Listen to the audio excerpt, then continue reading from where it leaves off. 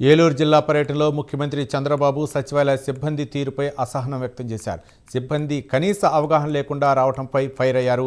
గ్రామంలో పంటల సాగు, ఎన్ని హెక్టార్ల భూమి ఉంది, ఎన్ని టాయిలెట్స్ ఉన్నాయి, ఎన్ని ఇళ్లు ఉన్నాయో అవగాహన లేకపోవటం ఏంటని ఆయన ప్రశ్నించారు. సిబ్బంది లెక్కకు కలెక్టర్ లెక్కకు తేడా రావటం ఏంటని నిలదీశారు.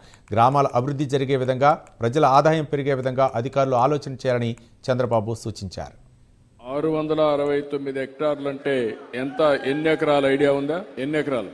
ఎకరాకే ఆయన అడుగుతున్నా, ధర్మరాజులను అడగల. అంటే సాగు ఏరియా 1489 హెక్టార్లు సార్. 3772 ఎకరాలు సార్ సాగు ఏరియా సార్. ఆయిల్ పాము 2016 ఎకరాలు ఉంది సార్. మొత్తం కల్టివేబుల్ ఏరియా 669 హెక్టార్లను పెట్టాం. మీరు ఇచ్చిన రిపోర్ట్ దానికి దీనికి గ్యాప్ ఉంది. ఆయన గ్యాపా మీ గ్యాపా నాకు తెలియదు. కలెక్టర్ గారు, వీళ్ళ ఆదాయం పెంచాలి, దానికి ఏం చేస్తారు?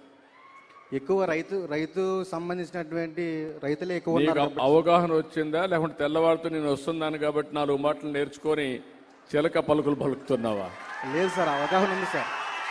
ఇంతవరకు ఎంత ప్రణాళిక చేశారు? ఎంతవరకు నువ్వు అమలు చేశావు? ఊరికే నాకు చెప్తున్నావు, ఉపన్యాసం చెప్తున్నావు అంటే నేను ఇక్కడికి వచ్చి 2 నెలలు అయింది సార్.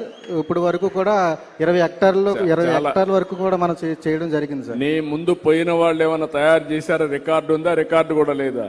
రికార్డు ఉంది సార్. ముందు పోయిన వాళ్ళు రికార్డు ఉంది సార్. ఉందా?